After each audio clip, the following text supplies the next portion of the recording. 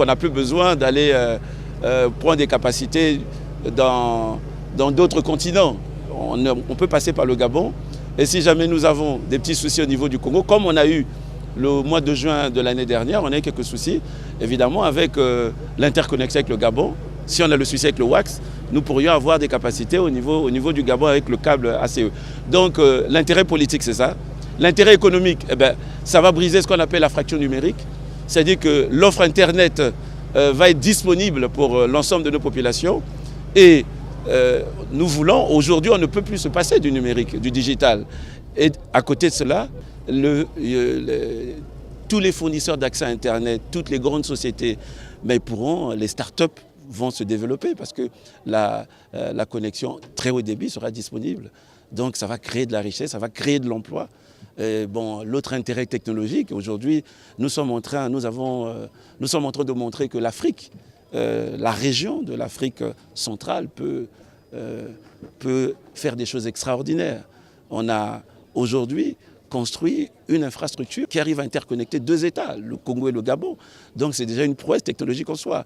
C'est une autoroute de l'information que nous avons aujourd'hui inaugurée. Mais pour terminer, je dirais que c'est la vision des chefs d'État, du président Denis Sassou Nguesso, dans le cas du Congo, qui veut d'ailleurs, dans le cadre du projet de société, le point 5 du projet de société, c'est arrimer le Congo au développement de l'économie numérique. Et on ne peut pas parler de développement de l'économie numérique si on n'a pas la base de l'économie numérique. La base, c'est l'infrastructure. Aujourd'hui, nous avons l'infrastructure, donc on peut prétendre maintenant aller vers cette nouvelle économie qui va apporter la valeur ajoutée, mais aussi la vision du Gabon émergent, parce qu'on ne peut pas devenir un pays émergent si on n'a pas les infrastructures de croissance. C'est une infrastructure de croissance. Donc nous sommes aujourd'hui en train d'écrire l'histoire des chefs d'État, de matérialiser une ambition. Ça fait pratiquement 10 ans, mais aujourd'hui le projet est là.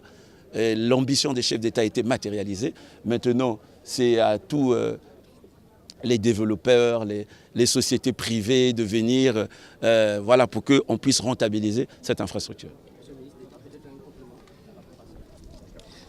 Vous savez que tout part toujours d'une vision.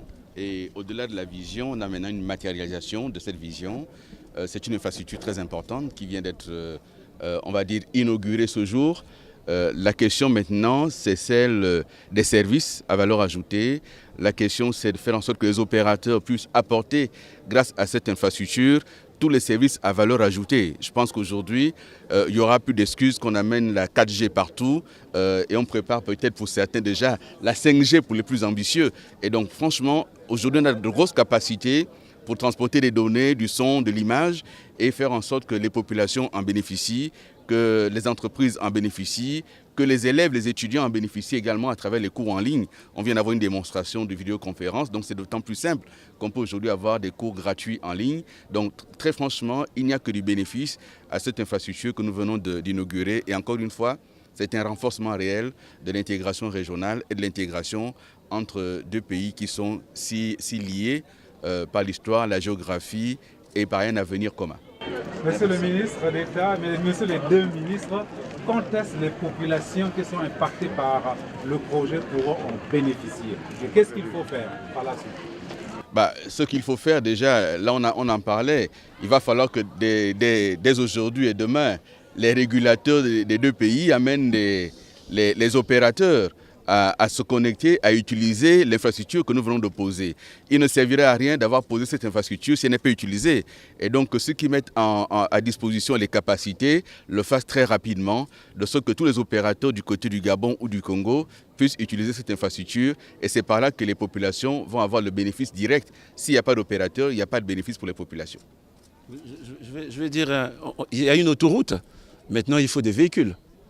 Voilà, sinon l'autoroute ne va pas être rentable. Donc nous voulons des véhicules et on mettra à côté des péages pour que chaque véhicule qui va circuler sur l'autoroute puisse payer quelque chose. Voilà. Donc aux régulateurs de faire leur boulot, leur job. Nous, les politiques, on a accompli la vision des chefs d'État. Maintenant, c'est aux régulateurs, maintenant c'est aux sociétés de téléphonie mobile qui vont en bénéficier, mais surtout aux jeunes. Tous les jeunes vont pouvoir bénéficier de l'Internet très haut débit. Et comme a dit le ministre d'État, aujourd'hui, on pourrait recevoir des enseignements depuis les États-Unis. Voilà, donc on a décomplexé le Congo et le Gabon. Voilà, merci. Merci.